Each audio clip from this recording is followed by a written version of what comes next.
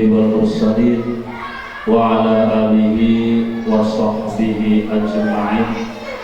أشهد أن لا إله إلا الله وأشهد أن محمدا رسول الله. اللهم صل على سيدنا محمد وعلى آل سيدنا محمد ya Nabi ya Bangsa. Yang saya hormati Bapak dan Ibu, yang saya hormati Bapak, yang saya hormati Ibu Kepala Sekolah UPTD SDN Dewi Namun, Ibu Haji Husni SPD yang saya banggakan, beserta Bapak dan Ibu yang saya hormati. Dalam hal ini alhamdulillah puja dan puji syukur kita panjatkan kehadirat Allah Subhanahu wa taala. Alhamdulillah berkat rahmat, taufik dan hidayahnya senantiasa kita bisa berkumpul di sini dalam rangka melaksanakan kegiatan dispensasi, yaitu yang akan nanti dipaparkan oleh Ibu Nurul Fajri. Sholawat beserta salam marilah kita curah limpahkan kepada junjungan Nabi besar kita Muhammad Sallallahu Alaihi Wasallam beserta keluarganya, sahabatnya, umatnya, sehingga kita mendapatkan syafaatnya. Amin amin ya rabbal alamin. Baiklah, langsung saja saya selaku pembawa acara akan membacakan susunan mata acara pada kesempatan yang berbahagia ini. Acara yang pertama yaitu adalah pembukaan. Acara yang kedua menyanyikan lagu wajib. Yang ketiga sambutan-sambutan. Acara yang keempat yaitu pemaparan materi. Dan acara yang kelima yaitu doa ataupun penutup. Baiklah, langsung saja untuk mempersingkat waktu untuk acara pembukaan ini, marilah kita bersama-sama mengucapkan basmalah. Bismillahirrahmanirrahim. Mudah-mudahan apa yang barusan kita baca dengan ucapan Bismillahirrahmanirrahim dalam kegiatan ini dapat berjalan dengan lancar. Amin amin ya rabbal alamin. Baiklah, kita langsung memasuki agenda selanjutnya, yaitu menyanyikan lagu wajib Indonesia Raya. Untuk itu dimohon hadirin berdiri sejenak. Nanti akan kita mulai bersama ya nanti ya.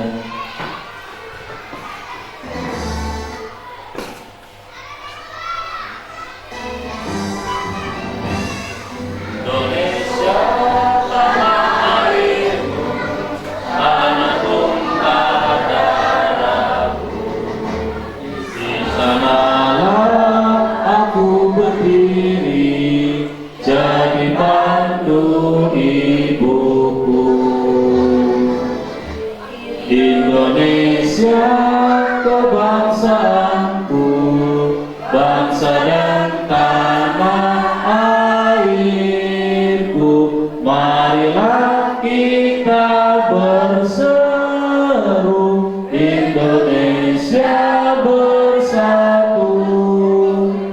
Hiduplah tanahku, hiduplah negeriku, bangsaku, rakyatku, semuanya. Bangunlah jiwanya, bangunlah badannya untuk Indonesia Raya. Indonesia Raya, merdeka, merdeka, tanahku, negeriku yang tercinta. Indonesia Raya, merdeka, merdeka, hiduplah Indonesia Raya. Indonesia Raya, merdeka,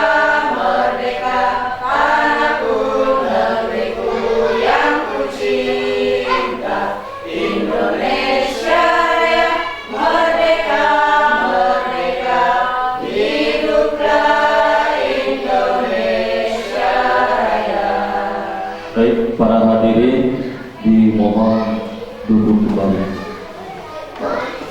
Baiklah, selanjutnya yaitu adalah sambutan-sambutan, yang mana sambutan ini akan disampaikan oleh Ibu Haja Kusni selaku Kepala Sekolah UPTD SDN Jayawinangun. Kepadanya dipersilakan.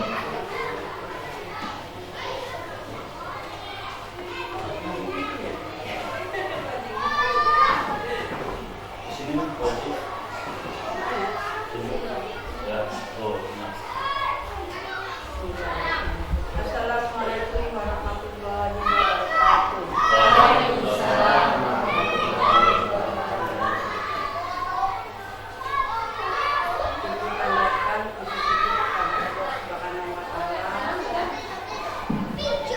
Karena pada hari ini kita dipertemukan dalam acara diseminasi modul 1.4 dengan tema budaya positif. Terima kasih kepada Bapak dan Ibu yang mana hari ini bisa berkumpul dengan sehat walafiat. Ibu hanya memberikan motivasi kepada acara ini karena bentar lagi Ibu ada acara, jadi singkat aja ya. Semoga dengan adanya acara ini kita dukung guru di SD Jayawinangun kita yang telah mengikuti guru penggerak. Semoga nanti misalnya Ibu Nurul udah lulus dari guru penggerak bisa memberikan motivasi terbaik untuk SD kita. Kita doakan semoga Ibu Nurul lancar dan bisa sampai mencapai tujuan yang maksimal. Dan semoga dengan acara ini ada manfaatnya ya bagi kita semua. Ya, Ibu pesan begitu saja. Mudah-mudahan acara ini berjalan lancar, tidak ada suatu halangan apapun. Kita ucapkan terima kasih atas semuanya. Wabillahi taufiq wal hidayah. Wassalamualaikum warahmatullahi wabarakatuh.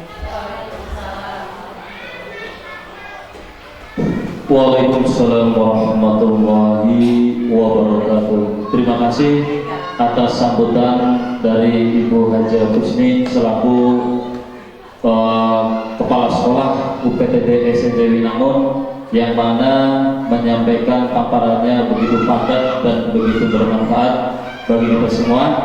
Baik, kita langsung saja untuk acara selanjutnya, yaitu memasuki acara inti, yang mana acara inti ini yaitu tentang pemaparan materi diseminasi oleh Ibu Nurul Fajri SPD. Kepadanya waktu dan tempat dipersilakan.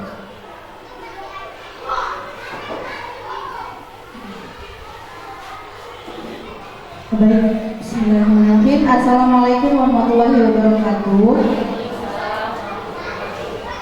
Alhamdulillahirabbil alamin. Wa bihi nasta'inu 'ala umuri dunya waddin. Wassalatu wassalamu ala asyrofil anbiya'i wal mursalin wa ala alihi wa sahbihi ajma'in. Pertama-tama marilah kita panjatkan puji syukur kehadirat Allah Subhanahu wa taala yang telah memberikan rahmatnya sehingga kita bersama-sama dapat berkumpul pada pagi hari ini. Salawat serta salam tak lupa kita curah limpahkan kepada junjungan kita Nabi besar Muhammad SAW. Baiklah, pertama-tama saya ingin mengucapkan banyak terima kasih kepada Bapak dan Ibu yang sudah meluangkan waktunya untuk hadir di sini. Semoga kebaikan Bapak Ibu bisa menjadikan pahala ya Bapak Ibu ya. Nah, saya juga perlu dari garis bawahi bahwa saya berdiri di sini itu melaksanakan ini bukan semata-mata karena saya itu hebat ya Bapak Ibu, atau mungkin saya lebih baik dari Bapak Ibu di sini, bukannya Bapak Ibu, tapi saya di sini diamanahi dan diberi tugas dari guru penggerak, yaitu untuk melaksanakan seminar atau diseminasi mengenai budaya positif. Nah, sebelum mulai materi, kayaknya kita ice breaking dulu ya Bapak Ibu. Soalnya kayaknya ini nggak ada suaranya sama sekali. Ayo kita berdiri dulu Bapak Ibu, berdiri dulu. Ayo berdiri dulu. Kira-kira ice breakingnya apa ya? Ice breakingnya bagaimana kalau kita push up dulu Bapak Ibu? Push up. Push up. Jadi gini, kalau saya push upnya itu beda Bapak Ibu. Push up. Push itu artinya apa Bapak Ibu? Push, dorong, up, atas, ya atau naik. Push up, push. Kita bisa Bapak Ibu. Coba Bapak Ibu coba dulu ya. 1, 2, 3, push. Bisa. Coba dicobain dulu. Lagi. Coba dulu biar kita enak. Contohin boleh. Push up. Push. Kita bisa Bapak Ibu. Coba ya. Oke, 1, 2, 3. Push. Oke, terima kasih. Duduk lagi Bapak Ibu.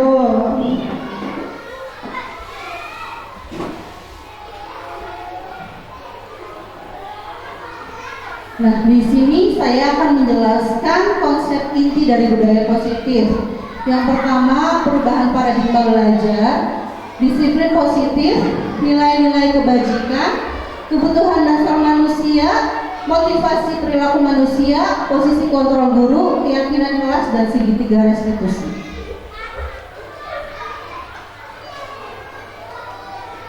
Yang pertama mengenai pembelajaran paradigma baru. Kira-kira ada Bapak Ibu yang mau membacakan slide-nya? Dibacakan? Ya, dibacakan saja. Ada yang mau? Boleh. Baik, mohon izin saya akan bacakan tentang pembelajaran paradigma baru.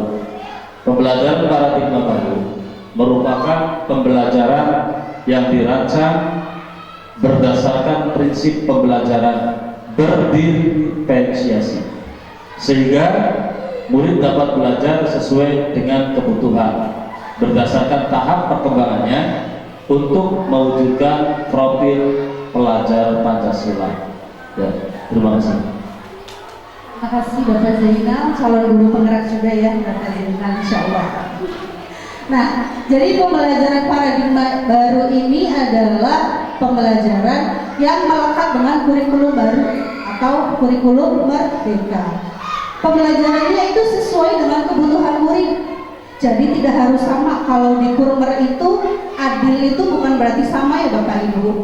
Karena kita melihat bahwa kemampuan anak itu kan berbeda-beda. Kemudian gaya belajarnya juga berbeda-beda. Ada yang misalkan yang kinestetik, visual, audio, seperti itu. Nah, nanti pembelajaran berdiferensiasi ini adalah pembelajaran yang disesuaikan oleh kebutuhan murid demi mewujudkan profil pelajar Pancasila. Terdapat 6 profil pelajar Pancasila. Yang pertama,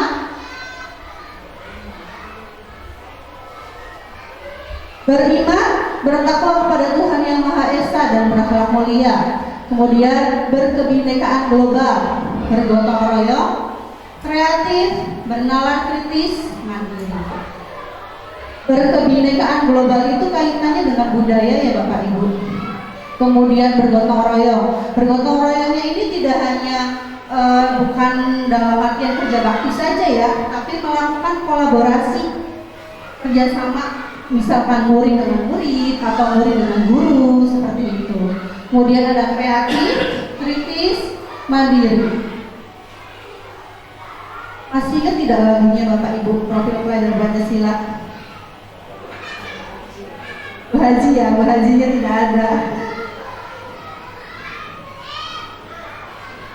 Kita coba aja deh, coba berdiri dulu Bapak Ibu. Kita nyanyikan dulu profil pelajar Pancasila.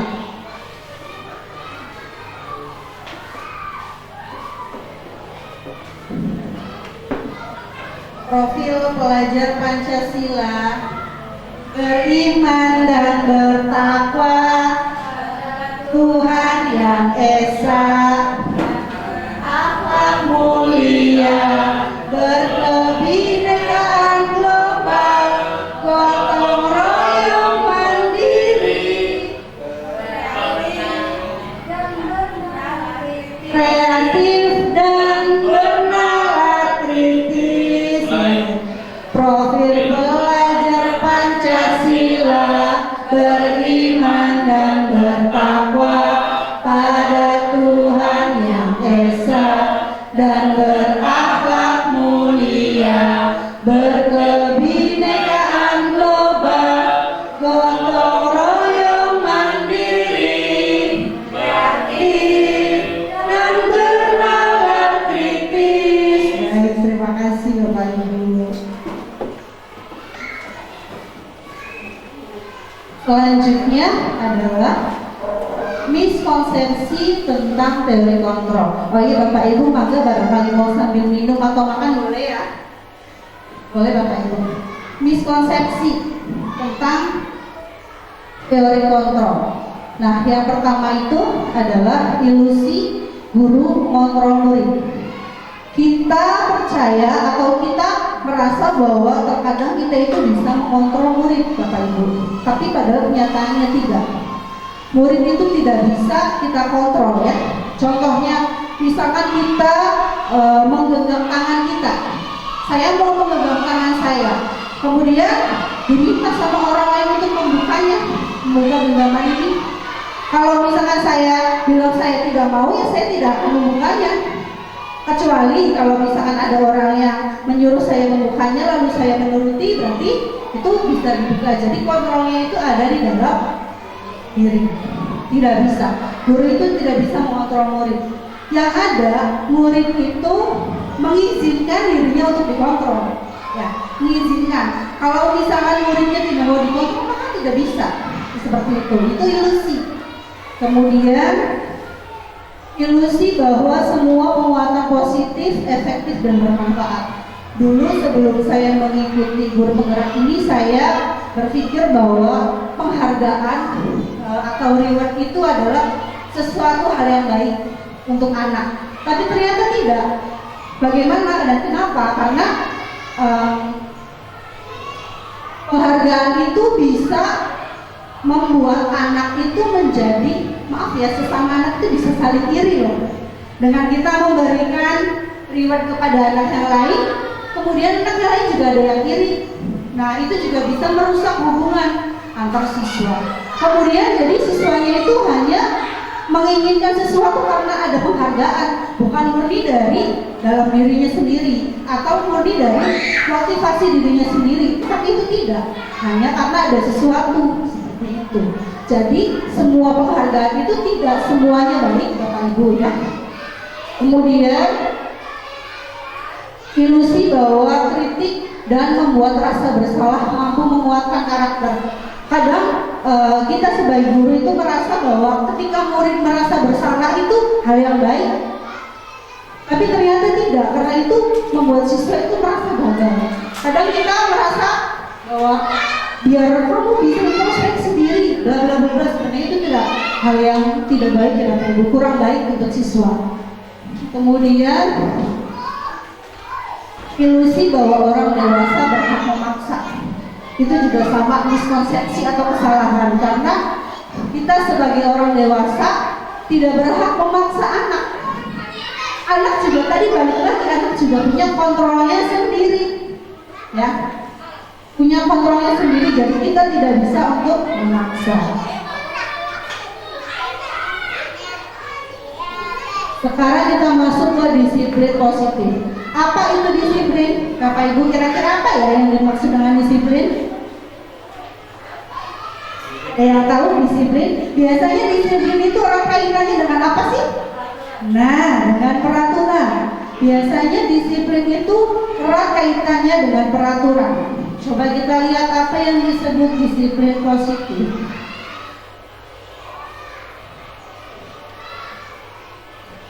Pemahaman mengenai disiplin positif. Disiplin berasal dari kata disiplina yang artinya belajar, dari dianda dosen.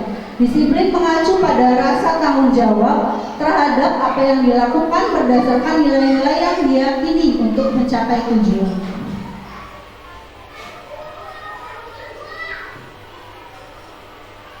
Nah, terdapat disiplin tradisional versus disiplin positif.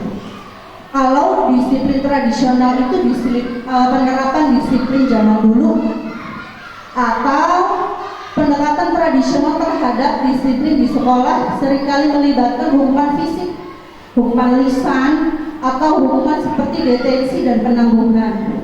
Meskipun metode ini memberikan hasil singkat dalam pengendalian perilaku siswa, tapi mereka cenderung tidak efektif dalam mengajarkan rasa tentang tanggung jawab, empati, dan pemecahan masalah. Itu adalah disiplin tradisional atau disiplin zaman dulu.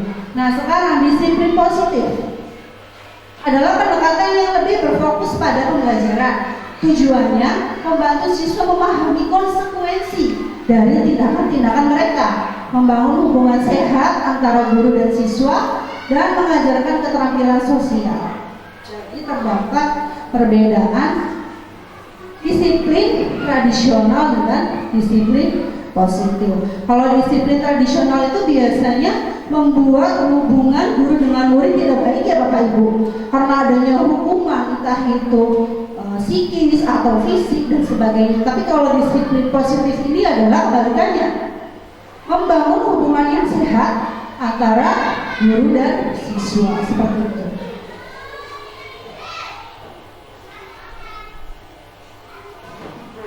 Disiplin positif adalah disiplin yang dapat mengontrol diri dalam melaksanakan tindakan.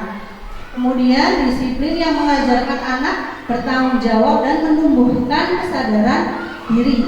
Kemudian dapat membuat murid menyadari berdasarkan motivasi internal, bukan dari reward, hukuman, atau paksaan. Jadi disiplinnya itu adalah untuk menumbuhkan motivasi intrinsik kepada anak, untuk menumbuhkan kesadaran sendiri kepada anak tanpa adanya reward, hukuman, atau paksaan. Jadi anak itu sudah mengerti apa yang dia harus lakukan dari dalam dirinya sendiri.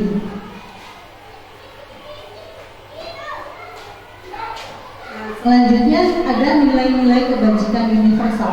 Kenapa disebut universal atau menyeluruh? Kenapa? Karena nilai tersebut nilai yang sudah disepakati bersama, lepas dari suku bangsa, agama, bahasa, maupun latar belakang.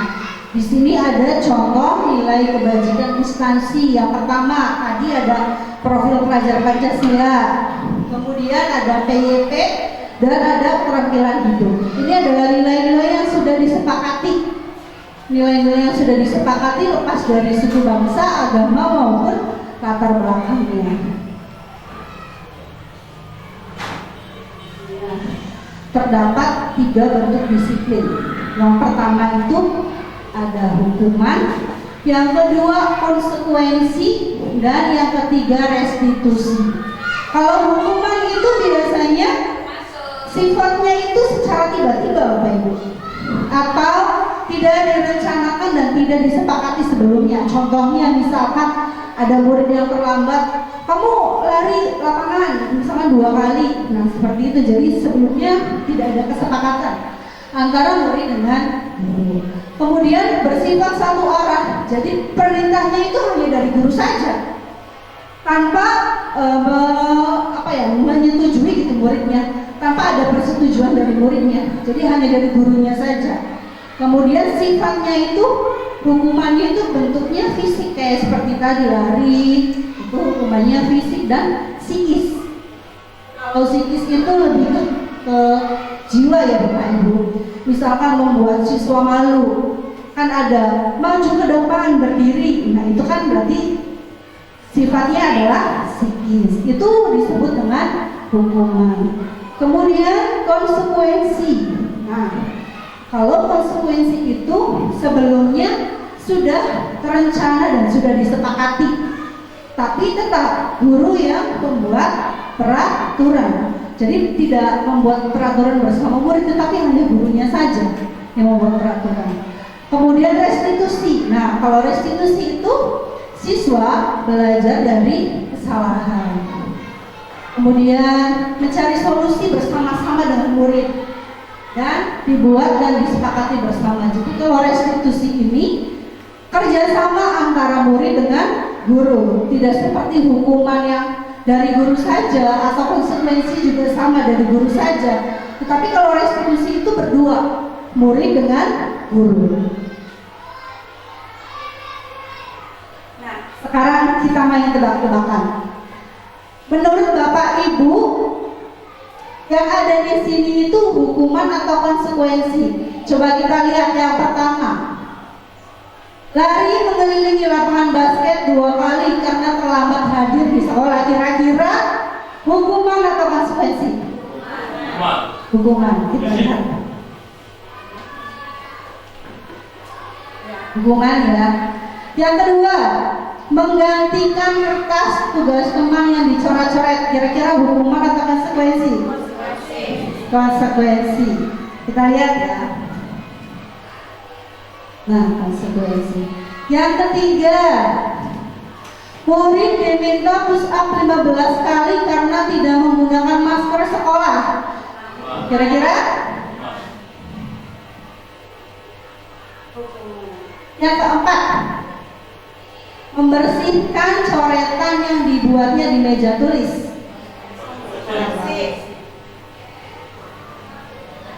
Konsekuensi. Yang terakhir, lari mengelilingi lapangan 2 kali karena terlambat 10 menit untuk pelajaran PJOK. Kira-kira hukuman atau konsekuensi? Hukuman atau konsekuensi? Lari mengelilingi lapangan 2 kali karena terlambat 10 menit untuk pelajaran PJOK. Berarti kira-kira konsekuensi atau hukuman?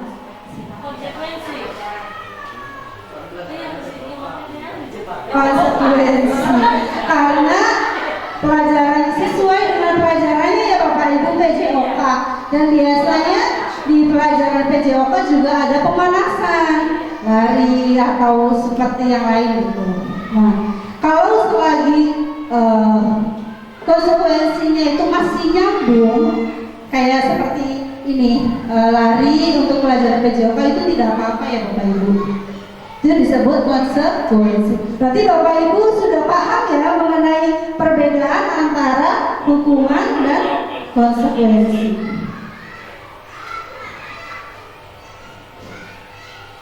Selanjutnya, kebutuhan dasar manusia. Bisa disebut juga segala sesuatu yang kita lakukan untuk mendapatkan sesuatu yang kita inginkan. Tindakan yang kita lakukan memiliki tujuan tertentu. Jadi tindakan yang kita lakukan ini untuk memenuhi kebutuhan kita. Terdapat 5 kebutuhan dasar manusia. Yang pertama, penguasaan, kemudian kasih sayang dan rasa diterima, kesenangan, kebebasan, dan bertahan hidup. Kalau bertahan hidup itu contohnya seperti apa ya Bapak Ibu? Kebutuhan bertahan hidup: makan, minum, pakaian. Nah, kalau penguasaan, kira-kira apa? Pembuktian bahwa saya itu bisa. Itu disebut penguasaan. Kemudian kesenangan, kasih sayang, dan rasa diterima. Sebenarnya bukan siswa aja ya, kita juga sama ya Bapak Ibu ya. Ini karena 5 kebutuhan dasar, berarti guru juga sama membutuhkan hal itu. Kemudian motivasi perilaku manusia. Tapi sebelum itu saya mau nanya, kalau misalkan ada kasus seperti ini, ketika jam pelajaran kemudian ada murid yang makan, berarti kira-kira dia itu sedang memenuhi kebutuhan apa? Bertahan hidup. Iya, kebutuhan bertahan hidup. Memang benar manusia itu membutuhkan makan, tetapi ada waktunya. Jangan ketika jam belajar, harus ketika jam istirahat. Kalau misalkan studi kasus murid yang kurang antusias dalam belajar, misalkan dia sedang belajar tapi mainan, kira-kira dia memenuhi kebutuhan apa? kebebasan atau kesenangan juga bisa. Jadi ketika murid melakukan sesuatu itu pasti ada alasannya, pasti karena dia sudah memenuhi kebutuhannya, tapi mungkin waktunya kurang tepat, seperti itu. Kemudian motivasi perilaku manusia ada 3. Yang pertama untuk menghindari ketidaknyamanan atau hukuman, yang kedua untuk mendapatkan imbalan atau penghargaan dari orang lain, dan yang ketiga untuk menjadi orang yang menghargai diri sendiri. Nah, kita sebagai guru atau orang tua itu tugasnya membuat siswa itu termotivasi dalam ini ya. Kira-kira siswa atau anak kita itu bisa melakukan sesuatu karena berdasarkan dari nilai-nilai yang mereka percaya. Jangan karena saya takut saya nanti dihukum Kalau misalkan seperti itu lama-lama juga nanti siswa bisa melakukan kesalahan. Istilahnya tidak konsisten gitu atau tidak permanen kalau motivasinya hanya untuk menghindari hukuman saja. Kecuali kalau misalnya siswanya itu mempunyai motivasi dalam dirinya. Jadi tanpa adanya paksaan, tanpa adanya hukuman juga siswa sudah menyadari apa yang harus mereka lakukan. Nah, tugas kita adalah membuat siswa itu di titik ini, di titik menghargai dirinya sendiri. Tadi melalui apa? Usahanya salah satunya melalui budaya positif. Karena apa yang kita lakukan itu pasti semuanya akan kembali kepada anak ya Bapak Ibu. Pokoknya semua usaha yang kita lakukan, kayak seperti saya misalkan sekarang sedang mengikuti pendidikan, itu juga sama hasilnya untuk siswa, kembali lagi ke siswa. Jadi Bapak pendidikan kita itu Ki Hajar Dewantara itu menginginkan bahwa pembelajaran saat itu harus berpusat kepada siswa. Karena kan selama ini yang kita tahu itu hanya teacher center, hanya guru saja, satu instruksi dari guru saja yang mengatur, yang semuanya harusnya dirubah. Sekarang itu tinggal siswa yang menjadi senternya, yang menjadi objeknya itu siswa, jangan guru itu hanya menjadi fasilitator saja. Semuanya kita serahkan kepada siswa sesuai dengan kebutuhannya. Next, 5 posisi kontrol.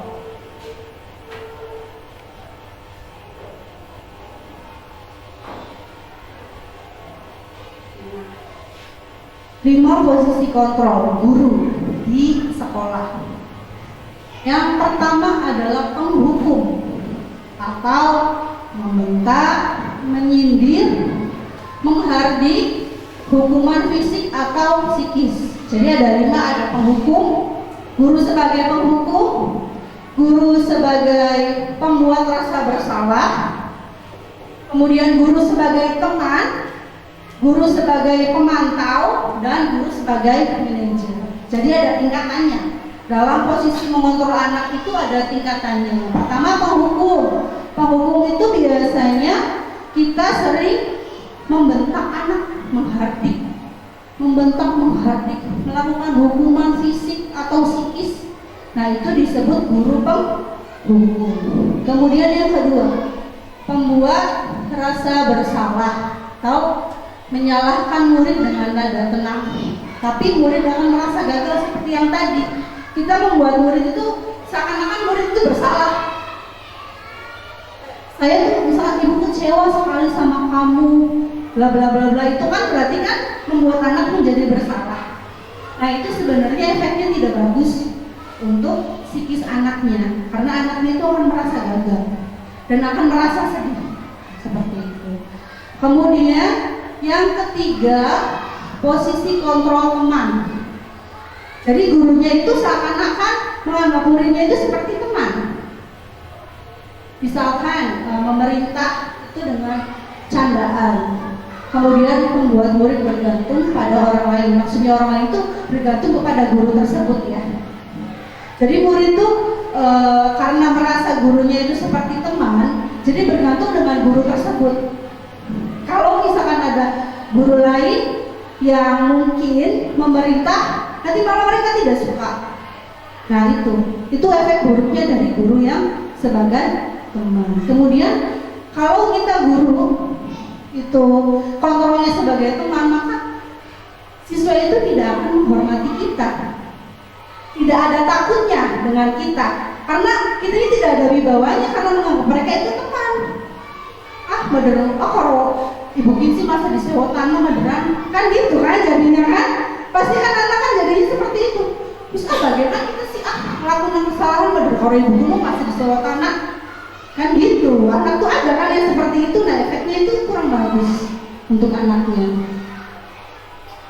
Kemudian yang keempat, pemantau. Adanya peraturan sepihak yang dibuat oleh guru, murid yang melanggar diberi sanksi. Kalau pemantau dan penghukum ini sebenarnya agak-agak mirip ya Bapak Ibu, tapi kalau pemantau itu nada bicaranya juga tenang, tidak seperti penghukum yang membentak, menyindir. Kalau pemantau itu sama memberikan murid sanksi, tapi berdasarkan data. Misalkan kamu ini udah berapa kali nih kalau lagi di kelas makan terus. Nah itu berdasarkan data yang sudah dia peroleh.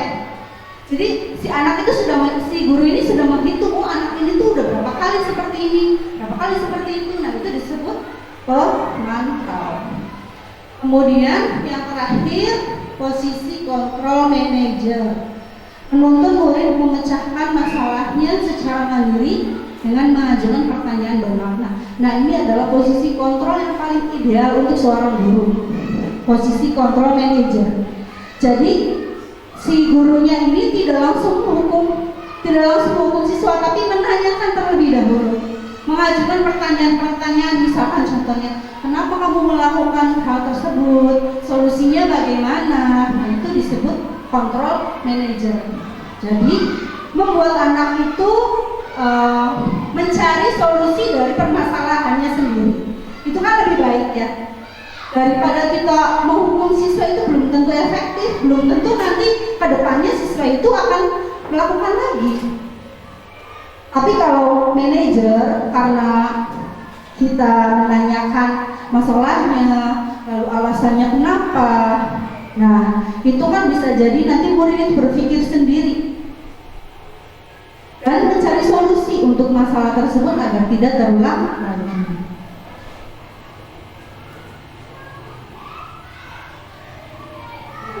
Di sini ada contohnya, ada contoh videonya ya Bapak Ibu.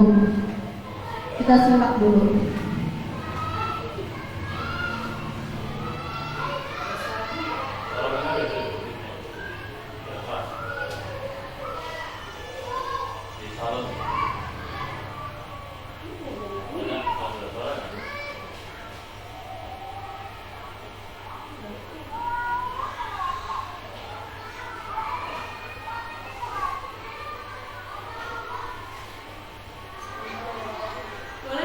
Yang diminum atau dimakan Bapak Ibu boleh. Soalnya ini durasinya harus 1 jam. Kenapa? Harus dimakan. Minum apa? Minum apa? Beda. Rajin teman juga cepat sampai basah. Oh, nggak mau beli.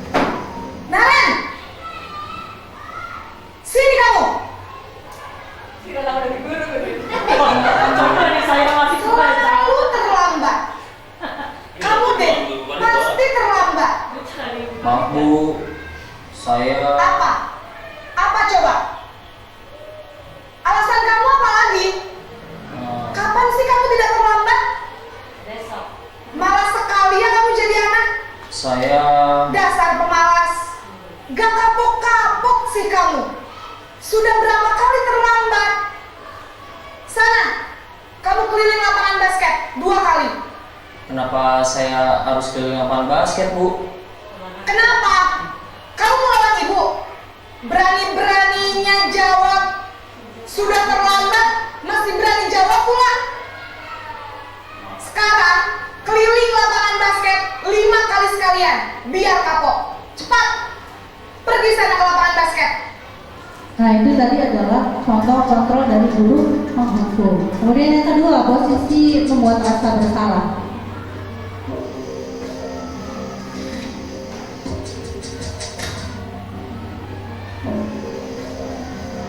Naren,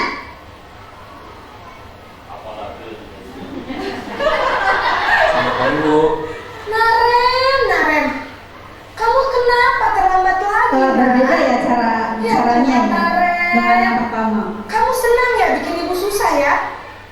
Kalau kamu terlambat lagi, nanti ibu yang ditegur bapak kepala sekolah, nak.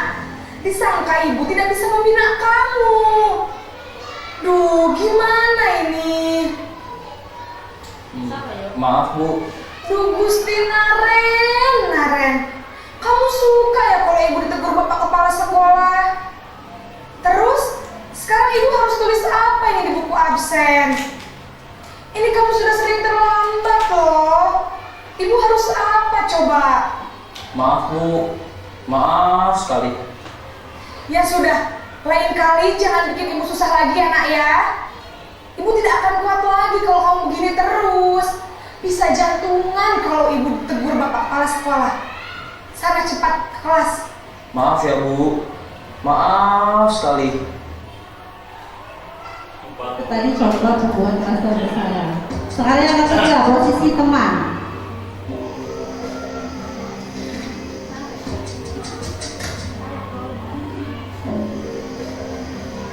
Naren!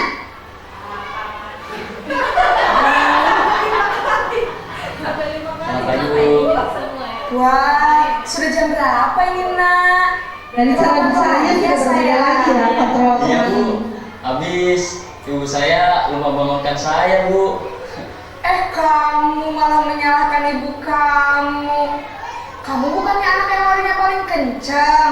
Kok terlambat sih? Iya, Bu. Saya memang terlambat bangun tadi.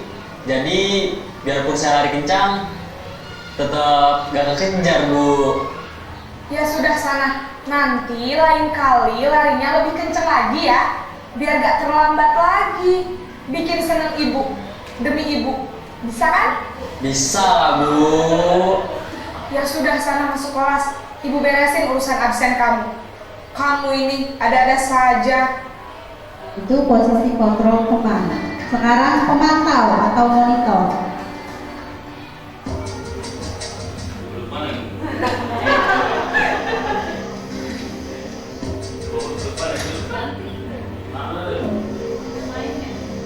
Naren!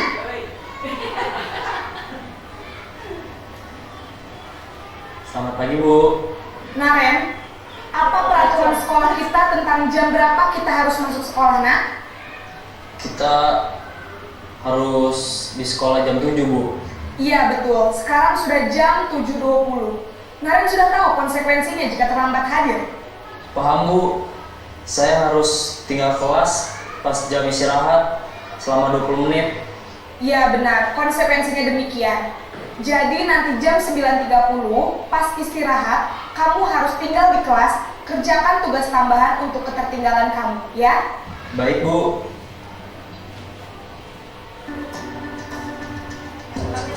Yang terakhir posisi manajer.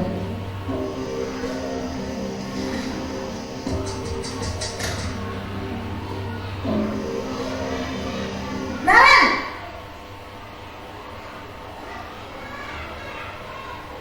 Selamat pagi, Bu.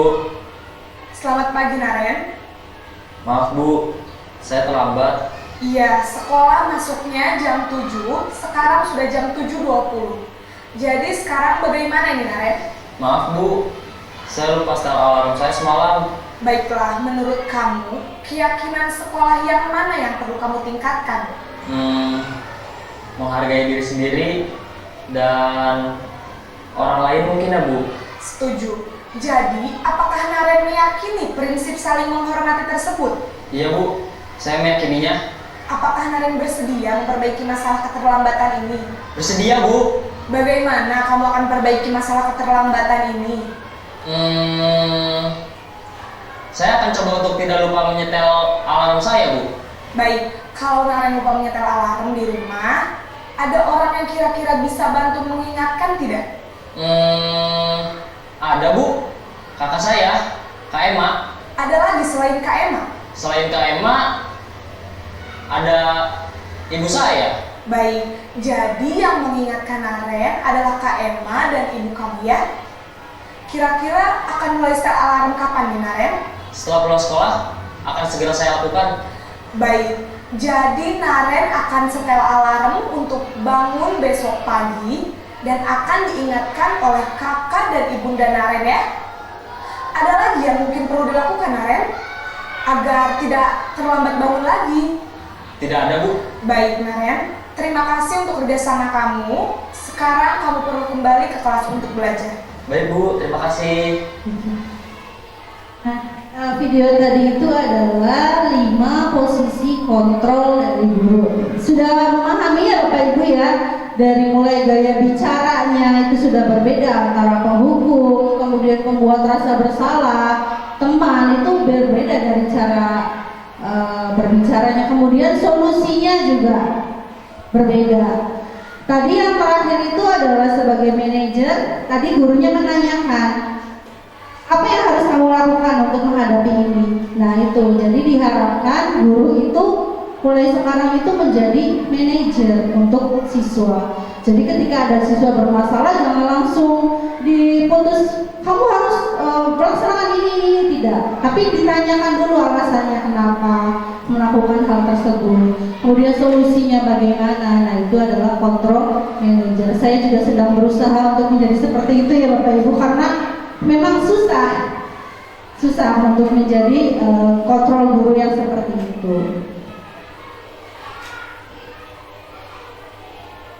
Di sini ada 5 jenis kontrol. Yang pertama penghukum. Gurunya itu menghardik, menunjuk-nunjuk.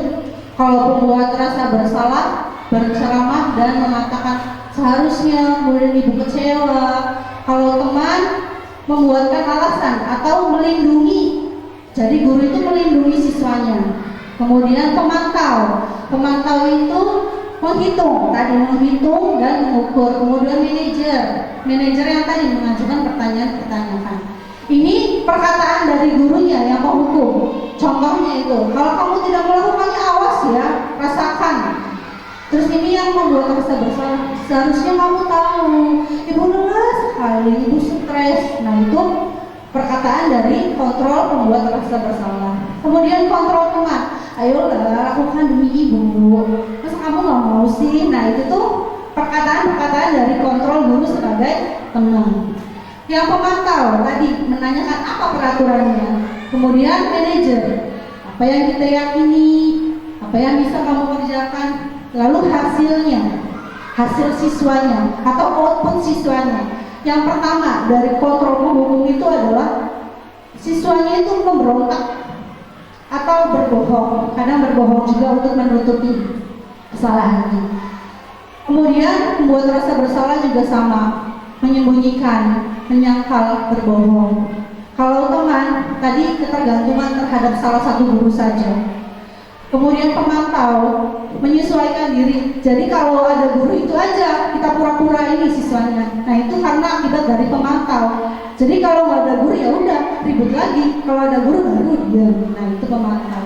Kemudian yang kelima, hasil siswa yang manajer itu adalah menguatkan pribadi siswa karena dia tahu apa yang harus dia lakukan untuk tidak mengulanginya lagi. Nah sekarang kita tebak lagi Bapak Ibu. Kira-kira berdasarkan deskripsi ini posisi kontrol yang mana ya? Yang pertama, ibu bapak kecewa sekali dengan kamu. Kira-kira kontrol apa?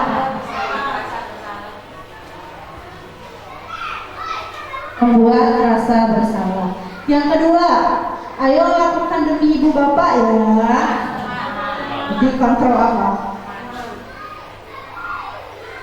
Kontrol tenang. Yang ketiga, apakah kamu mau mendapatkan stiker bintang hari ini?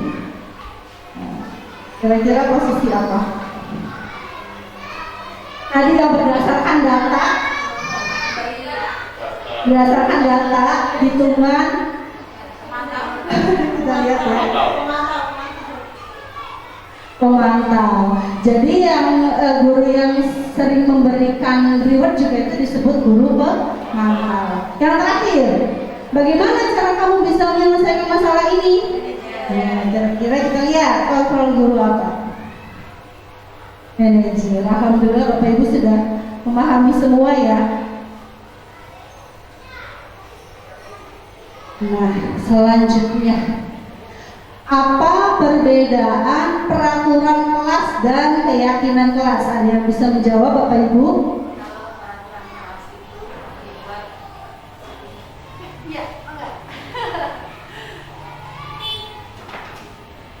Kalau peraturan kelas itu biasanya peraturan itu ditentukan oleh yang ada di kelas, sedangkan kalau keyakinan itu biasanya kesepakatan antara guru, murid yang ada di kelas itu. Betul sekali, tepuk tangan dong Ibu untuk Ibu Sumi. Betul sekali jawabannya ya. Jadi perbedaan peraturan kelas dan keyakinan kelas. Kalau peraturan kelas itu biasanya hanya dari salah satu saja, dari guru saja. Siswa itu tidak dilibatkan. Tetapi kalau keyakinan kelas melibatkan antara guru dengan siswa. Betul sekali ya. Keyakinan kelas. Guru berperan dalam terwujudnya keyakinan kelas dengan adanya kesepakatan antara guru dan murid. Keyakinan kelas berupa keyakinan universal yang mudah dipahami, diingat dan diterapkan dalam lingkungan sekolah. Jadi keyakinan kelas itu yang tadi seperti yang Ibu Sumi katakan, adanya kesepakatan antara guru dengan siswa. Nah, ini adalah contoh pembuatan keyakinan kelas di kelas saya. Yang pertama itu siswanya diminta dulu untuk menuliskan keyakinan mana yang mau mereka ambil. Jadi masing-masing satu menuliskan, misalkan tanggung jawab atau mandiri atau saling menyayangi, mereka menuliskan satu persatu. Setelah itu baru ditempelkan hasil dari yang tadi, siswa tadi ditempelkan satu-satu. Setelah selesai baru kita rangkum atau kita sepakati kira-kira mana saja yang akan menjadikan keyakinan kelas. Seperti ini. Tempelkan dulu, lalu kita sepakati nilai yang mau kita ambil di kelasnya. Kalau sudah, kita pajang agar anak-anak itu ingat, oh iya ini kesepakatan yang sudah kita lakukan nih bersama guru. Jadi kalau misalkan siswanya ingin melakukan sesuatu, pasti nanti mengingat-ingat lagi seperti itu. Nah, ini adalah contoh, ada dua. Ada nilai kebajikan dan nilai keyakinan kelas di kelas 5. Nilai kebajikannya yaitu kasih sayang, bertanggung jawab, budayakan 5S. Apa Bapak Ibu 5S? Senyum, salam, sapa, sopan, santun. Kemudian gotong royong dan mandiri. Selanjutnya keyakinan kelas, menyayangi teman, memperhatikan guru saat pembelajaran, aktif mengikuti pelajaran, melaksanakan piket, dan peduli dengan teman. Itu keyakinan-keyakinan kelas yang ada di kelas ini. Nah, hal yang perlu diperhatikan saat membuat keyakinan kelas. Yang pertama adalah menentukan nilai kebajikan universal. Jadi menentukan nilai mana yang akan diambil. Yang kedua, memilah. Seperti yang tadi saya laksanakan, kita pilih nilai-nilai yang sesuai dengan kebajikan. Kan biasanya ada siswa yang menuliskan tidak sesuai seperti itu. Jadi kita pilih dulu nilai-nilai kebajikan yang mau kita ambil, kemudian mengubahnya menjadi kalimat positif. Kalau keyakinan kelas itu biasanya kalimatnya itu positif. Contohnya misalkan ada anak yang menuliskan datang, jangan datang terlambat. Itu kan masih negatif ya, katanya masih negatif artinya. Kalau misalkan keyakinan itu dirubah dengan menjadi apa, datang tepat waktu, seperti itu. Kayak misalkan jangan ribut di kelas, itu kan masih negatif ya, lalu dirubah misalkan memperhatikan guru saat pembelajaran, seperti itu. Jadi kalimatnya itu dari negatif dirubah ke positif. Nah, setelah sudah jadikan keyakinan kelas, kemudian ditandatangan. Kenapa sih harus ditandatangan sama siswa? Iya, kesepakatan agar siswanya itu ingat, oh iya saya itu sudah menandatangani itu ya, berarti saya itu harus melaksanakannya. Nah, seperti itu. Setelah ditandatangani semua oleh warga kelasnya, termasuk gurunya juga, kemudian dipajang di tembok untuk pengingat siswa. Jadi kalau ada siswa yang melakukan kesalahan, kita ingatkan lagi dengan keyakinan kelas yang sudah disepakati bersama.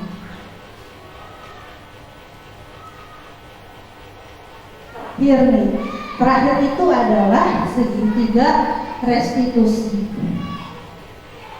Restitusi adalah proses menciptakan kondisi bagi murid untuk memperbaiki kesalahan mereka, sehingga mereka bisa kembali pada kelompok mereka dengan karakter yang lebih kuat. Jadi restitusi ini adalah kondisi untuk memperbaiki kesalahan murid agar mereka bisa kembali ke kelompoknya itu dengan mempunyai rasa yang lebih kuat atau karakter yang lebih kuat. Nah, terdapat 3 tahapan dalam segitiga restitusi. Yang pertama itu adalah menstabilkan identitas, lalu validasi tindakan yang salah, dan terakhir itu menanyakan keyakinan. Menstabilkan identitas itu artinya kita tidak menyalahkan siswa. Jadi kita itu, oh iya ibu paham kalau misalkan semua itu pernah melakukan kesalahan, ibu tidak akan marah, dan itu disebut menstabilkan identitas. Kemudian validasi tindakan yang salah, tanyakan kepada siswa, alasannya kenapa melakukan hal itu, alasan kamu kenapa melakukan hal tersebut. Nah, kemudian yang terakhir menanyakan keyakinan, lalu ditanyakan kira-kira keyakinan apa sih yang sudah dilanggar, yang tadi kita sepakati, ya misalnya contohnya bertanggung jawab, mandiri dan sebagainya, lalu kalian langgar, kira-kira kalian melanggar apa, kemudian solusinya bagaimana. Jadi saya itu kemarin itu bikin video bersama siswa. Jadi kasusnya itu ada anak yang sedang bergurau tetapi berlebihan sampai menarik kerudung gitu. Seperti ini contohnya.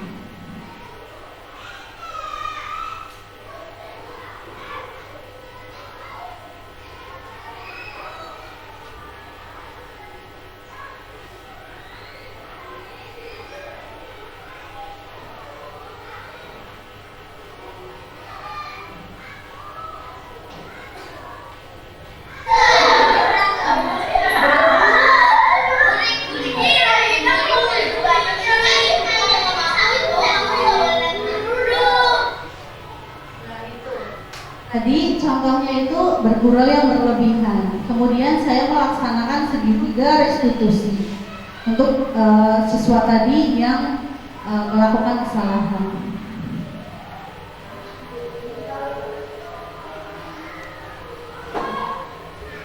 Benar tahu tidak? Kita tahu tadi pas istirahat melihat dan menarik dunia saya ya.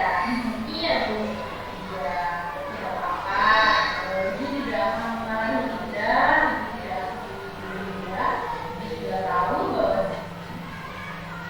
Tadi menstabilkan identitas. Jadi gurunya tidak.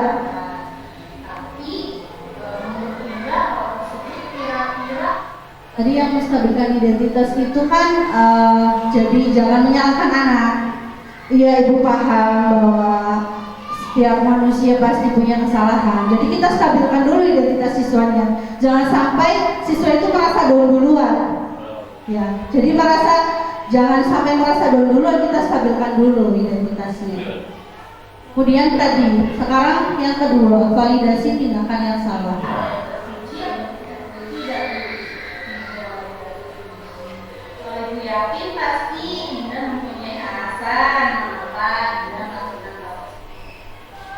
Ditanyakan pasti mempunyai alasan mengapa melakukan hal tersebut. Seru sekali ya, memang bercanda dengan teman itu sangat seru, itu juga sama, suka bercanda.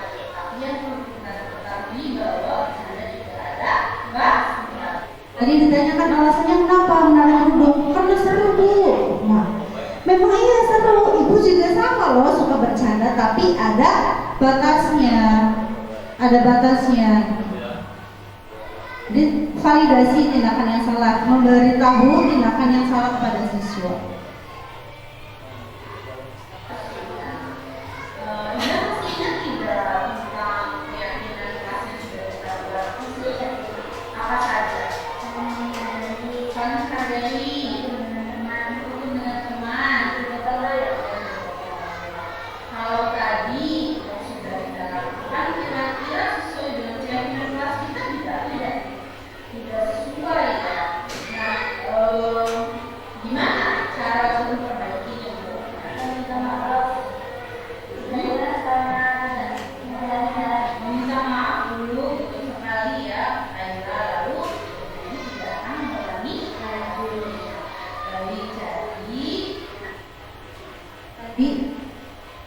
Menanyakan keyakinan kelas apa yang sudah disepakati sebelumnya.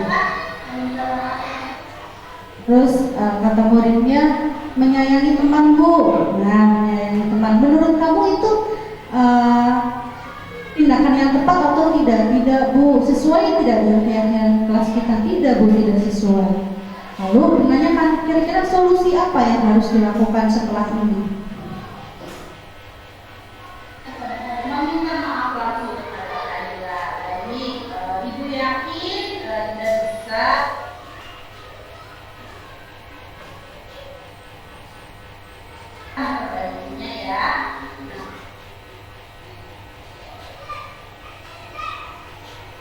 Tadi menanyakan solusinya apa, katanya minta maaf Bu sama Kailanya.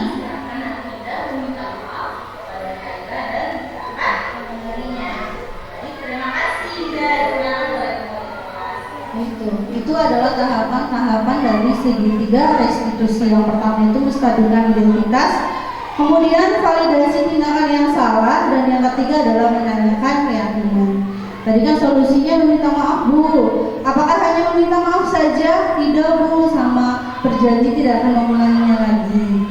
Nah, berarti nanti keluar dari sini, kamu silakan minta maaf sama Kaila, kemudian jangan mengulanginya lagi. Nah, itu disebut tahapan-tahapan dari segitiga restitusi. Nah, yang tadi ya, segitiga restitusi ada 3: menstabilkan identitas, validasi tindakan salah, menanyakan keyakinan. Yang pertama, menstabilkan dulu. Setiap orang pasti melakukan kesalahan. Kamu bukan satu-satunya orang yang melakukan ini. Nah, itu menstabilkan identitas. Kemudian validasi tindakan yang salah. Kamu tentu punya alasan mengapa kamu melakukan itu. Kemudian, adakah cara yang lebih efektif untuk mendapatkan apa yang kamu butuhkan? Dan terakhir, menanyakan keyakinan. Tadi, kamu ingin menjadi orang yang seperti apa? Keyakinan kelas apa yang telah kita sepakati, dan seperti itu dari segitiga restitusi. Kami Bapak Ibu ya. Terima kasih. Segitiga restitusi ini jadi tidak selamanya efektif ya. Maksudnya begini, kalau misalkan ada siswa yang melakukan kesalahan seperti kekerasan atau hal-hal yang terlalu buruk seperti itu segitiga restitusi ini tidak berlaku ya Bapak Ibu. Seperti misalkan bullying atau apa, itu sesuai dengan ininya aja. Kalau misalkan bullying itu kan tidak bisa diselesaikan hanya dengan restitusi, atau misalkan kejahatan itu tidak bisa diselesaikan dengan restitusi. Jadi kondisional saja. Restitusi ini adalah untuk hukuman-hukuman dalam kesalahan ringan ya. Kalau yang kesalahan berat otomatis nanti kaitannya kan dengan kepolisian dan sebagainya. Oke. Mungkin itu saja Bapak Ibu yang bisa saya sampaikan. Kurang lebihnya mohon maaf. Saya sekali lagi mengucapkan banyak terima kasih kepada Bapak Ibu yang sudah menyempatkan hadir, sudah memudahkan urusan saya. Insya Allah nanti urusan Bapak Ibu juga dipermudah sama Allah. Wabillahi taufiq wal hidayah. Wassalamualaikum warahmatullahi wabarakatuh. Sekarang saya kembalikan lagi ke Bapak Zainal sebagai MC.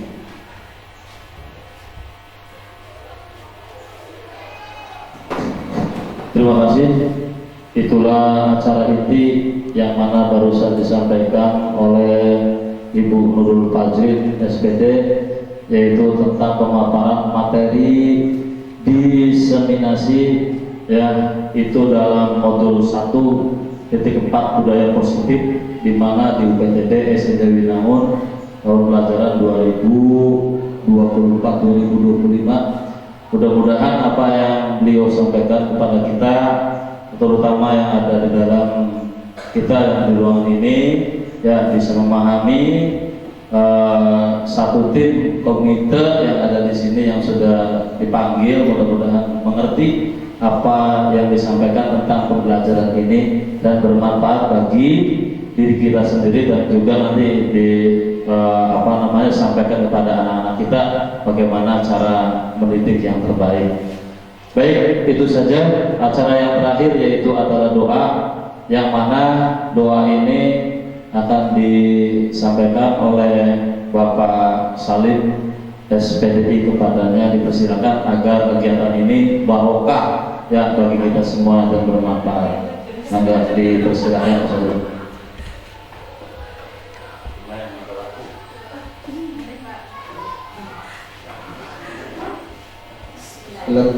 Assalamualaikum warahmatullahi wabarakatuh. Semoga kita dapat barokah dari Allah Subhanahu wa taala dan bermanfaat. Mari kita sama-sama baca kafaratul majlis.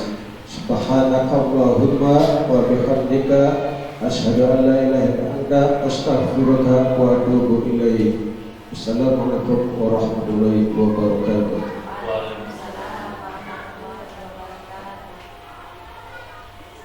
Waalaikumsalam warahmatullahi wabarakatuh. Itulah acara demi acara telah selesai. Saya selaku pembawa acara barangkali ada tutur kata yang kurang berkenan di hati bapak-bapak sekalian. Sekali lagi saya mohon maaf yang sedalam-dalamnya kepada bapak dan ibu. Billahi taufiq wal hidayah. Assalamualaikum warahmatullahi wabarakatuh.